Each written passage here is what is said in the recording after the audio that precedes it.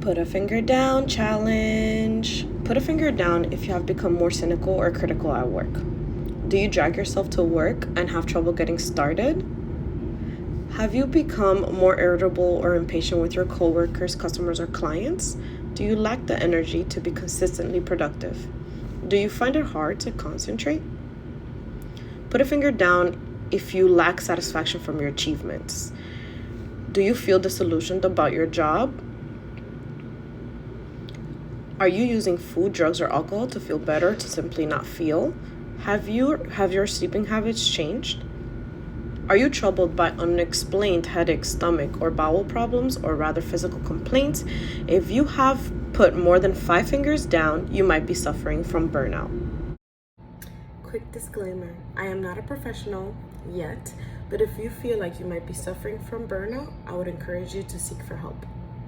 According to O'Connor, Neff, and Pittman, 2018, the term burnout was actually introduced by a novelist called Graham Greene. And then later it was adapted by psychologist Herbert J. Freudenberg, describing mental health as a state of mental and physical exhaustion caused by one's professional life. So why is this important? Who are these people? Psychologist Freudenberg actually was the person to start bringing attention to the movement of burnout in the mental health field. PSA, according to an article published by the Washington Post, written by Jonathan Malesic, in the 1970s, with the help of Freudenberg and Christina Maslach, the movement of burnout started catching attention. President Jimmy Carter deemed America to have a spiritual sickness because everyone was basically in a state of a nervous breakdown or a collective sadness.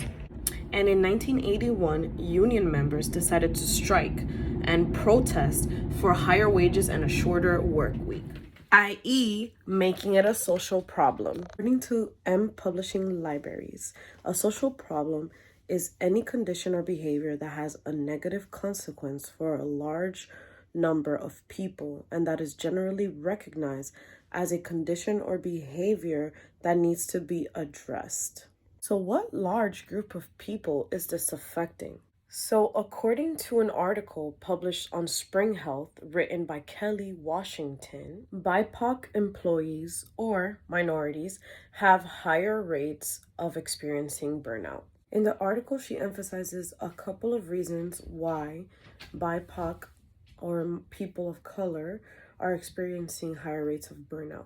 Some of those reasons are they have an emotional toll because they lack a sense of belonging and they feel invalidated and isolated at work.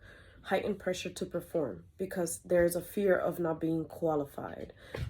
Responsibility to teach others how to treat minorities on top of everything else that they have to deal with. So, according to the Anxiety and Depression Association of America, BIPOC communities tend to experience various socioeconomic factors that can often increase stress and be caused by an unhealthy work-life balance, oftentimes dealing with work stressors like being overworked and being underpaid. Also, communities of color are constantly putting others before their own well-being.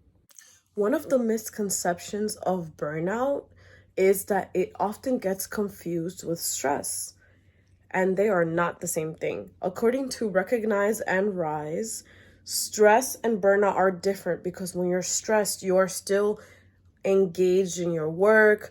You still have the energy to perform or to be productive. But when you are experiencing burnout, you feel a sense of hopelessness. So how do social workers view the problem? Before we dive into this question, we first must examine the root of the problem. Liberals believe that this problem starts with capitalism. In a capitalist society, it is expected that we must live to work to be considered productive members of society. According to this website called Diffin, the economic views of a conservative is that the government should tax less and spend less. Cutting spending to balance the budget should be the priority. Higher income earners have had an incentive to invest and things like that, and then give charity to people.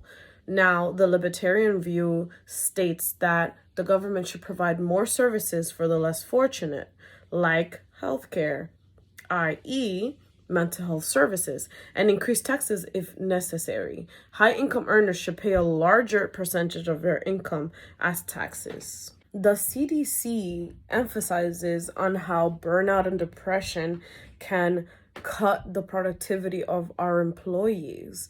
And it also emphasizes that only 57% of employees report of their depression, but only 40% of those people get the treatment that they need. The Center for Disease Control and Prevention, the CDC, has acknowledged that there is a burnout issue between our public health workers and our mental health professionals.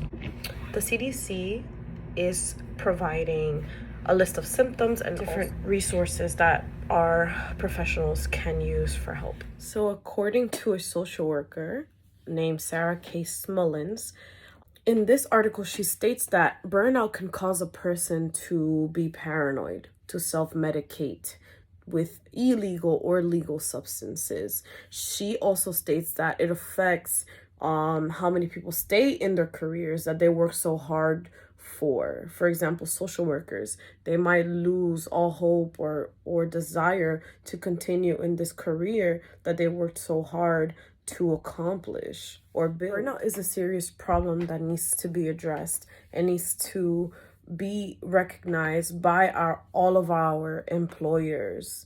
It needs to be fought against. It needs to be prevented. And that's what this PSA was all about.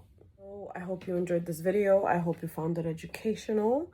And thank you for coming to my TED Talk.